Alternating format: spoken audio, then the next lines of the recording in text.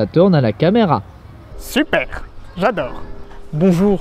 Bonjour. Bonjour, tu es Agathe, je suis Pablo, bienvenue sur ma chaîne. Tu es photographe. C'est ça, photographe et vidéaste. Tu as une entreprise, une vraie entreprise. En auto-entreprise, AD photographe, quelle originalité. Alors, la question qui me vient, c'est pourquoi est-ce que tu as créé AD Photo? Parce que à 16 ans et demi, j'étais déjà en train de tanner mon papa en disant « Je peux faire mon entreprise s'il te plaît ?» Et il m'a dit « Non, attends 18 ans ». Et j'ai commencé la photo en 2016 avec les chevaux et j'ai jamais arrêté depuis. Je voulais, pour une question de protection, créer AD photographe. Peur qu'on te vole un peu ou... Bah déjà voler le travail, ça m'est déjà arrivé. Aussi, comme je faisais beaucoup de stands photos sur des concours équestres, et que quelqu'un débarque et dise non, tu ne peux pas vendre, et moi travailler tout un week-end et me faire voler mes photos et finir mal, non. Oh, ce serait jamais arrivé, enfin, jamais de la vie. Pour une question de protection. Et dis donc, ça fait quoi d'avoir un gros objectif comme ça? C'est énorme et très lourd. Ah par contre l'ouverture, ça change la vie. Hein. Un 2.8. Ah oui, mais il est de 8 constant. Oui. Oh. En vrai, il est vraiment très bien. Faut pas acheter le 4, enfin l'ouverture 4. Et au niveau de tarif, est-ce que ça valait le coup de passer chez Canon par rapport à Nikon? Si tu assembles le boîtier et les objectifs, faut pas prendre Enfin, c'est un boîtier hybride, mais c'est un objectif réflexe en fait, EF. Faut la bague d'adaptation. La bague d'adaptation. Et le poids est terrible, mais ça change la vie. Et donc créer une entreprise, est-ce que c'est pas un peu chiant des fois? C'est des responsabilités.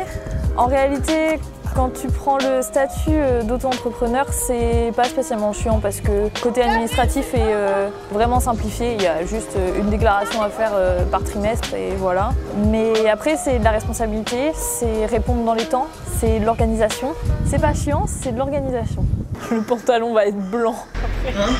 Le pantalon, il va être blanc après. Ma tenue, moi, ma vie, je sais pas. Ne me pose pas autant de questions, Agathe, ça me fait paniquer. Et tu sais très bien ce qui se passe quand je me mets à paniquer. Voilà, ça commence. Et ça a été quoi les démarches que tu as dû faire pour créer ta boîte? Eh bien, merci papa. Il m'a imprimé les papiers, il m'a expliqué comment faire, et voilà, des photographes est né. Qu'est-ce que tu aurais aimé savoir avant de créer ton entreprise, par exemple? La communication, c'est essentiel. La photographie en elle-même, les shootings photos, c'est très peu du temps en fait. C'est vraiment 30%, même pas, de l'activité. À côté, c'est l'organisation sur papier, tout bien trié, mettre dans des tableaux. La communication, parler avec les clients, démarcher, faire de beaux visuels. Et aussi, je pense, rendre plus personnel ton travail. Donc te montrer un peu ton quotidien et...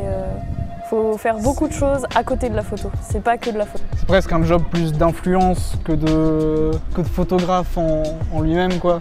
Bah par exemple sur Instagram, dans les stories, oui c'est de l'influence on peut dire. Alors même si moi je suis pas du style à montrer ma tête souvent, j'essaye quand même de montrer mon travail, mon quotidien pour faire venir les gens, pour montrer un peu plus ce que c'est à des photographes que juste simplement les photos. On va changer d'objectif. Ça va pouvoir faire des gros plans.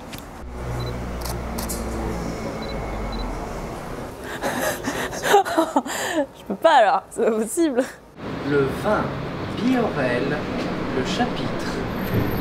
Combien je gagne? En hiver, rien, presque rien. Parce que de novembre à avril, c'est vraiment la période creuse. C'est là qu'il faut mettre en avant la communication pour être inventif, réfléchir aux nouveaux concepts pour la saison de l'été. Et après, en été, ça peut varier parce que l'avantage avec l'auto-entreprise, c'est que si tu gagnes quelque chose, tu déclares. Si tu gagnes rien, ils ne prennent rien. Je peux me permettre un mois de dire non, je travaille pas. J'ai rien gagné, ils me prendront rien de toute façon. Alain Delon parle toujours à la troisième personne. Alain Delon parle toujours de lui à la troisième personne, car Alain Delon est fier de lui. Alain Delon est un homme bien, important, Alain Delon. Je suis Alain Delon. T'as les photos charisme, et après t'as un gros. Charisme. Regarde ça, quel charisme. Oh là là. Tu sens que le mec a vraiment... Ça c'est marrant. C'est le pire, je sais pas si... j'ai des gens qui m'ont déjà demandé pour faire des shootings et à chaque fois ça me fout un truc de mal parce que j'arrive pas à faire le mec Les gars, ça m'impressionne les gens qui savent vraiment faire des belles poses, c'est vraiment poser quoi, faire des trucs sérieux devant une caméra. Moi à chaque fois j'arrive pas à me prendre au sérieux 2 minutes, ça fait tellement un but de soi-même, mais à un niveau qui est énorme quoi. Oui. Donc je peux pas m'empêcher de me dire faut que j'interprète un truc. File-moi un personnage à jouer, ça marche. Là tu peux me faire la gueule que tu veux. Mais alors autrement, vraiment être comme ça. Hey, t'as vu, je suis irrésistible. Regarde-moi, j'ai une énorme bite et une énorme paire de couilles. Est-ce que je vous ai déjà dit les enfants que j'avais une énorme bite, mais un tout petit trou du cul. C'est horrible comme séquence. Ouais, ça coupe. Hein. Je suis désolé, ça se trouve vous cherchez à faire un truc 10 fois plus sérieux. Ah si, une question. Pourquoi t'es chez Canon en fait? La Pourquoi vérité, t'es pas chez Sony en fait? La vérité, j'étais team Nikon et je voulais pas changer jusqu'à que l'hybride arrive et que je me dise bah ouais, mais peut-être que c'est moins cher Canon finalement parce qu'on m'a prêté des objectifs pour le début. C'était des objectifs Canon et personne n'était chez Nikon dans mon entourage. Je me suis dit si je veux emprunter quelque part, il faut que j'aille chez Canon. J'ai beaucoup discuté avec des vidéastes, des photographes dans le milieu du cheval, donc ce qui correspond un peu à ce que je fais souvent. Et ils sont tous avec un R6 de chez Canon, donc je me suis laissé convaincre. Mais c'est rigolo d'avoir ce truc où en fonction des endroits, tu sais, je me serais pas attendu à ça. Parce qu'avec les vidéastes avec lesquels j'ai discuté, tout le monde avait la 7 III, tu vois. Mais tout le monde fait un peu le même style de vidéo aussi, donc peut-être qu'en fonction... Des besoins, bah moi le côté sport, le R6 c'est très léger, après l'objectif que je mets dessus, pas spécialement. Un peu moins. Un peu moins. En fait le R6 correspondait vraiment à mes besoins et ce que j'en attendais en fait pour développer l'entreprise. Moi je pense que pour conclure il faut que vous fassiez un interview avec un cheval. Voilà, on a trouvé le cheval. Faut que tu m'interviewes là.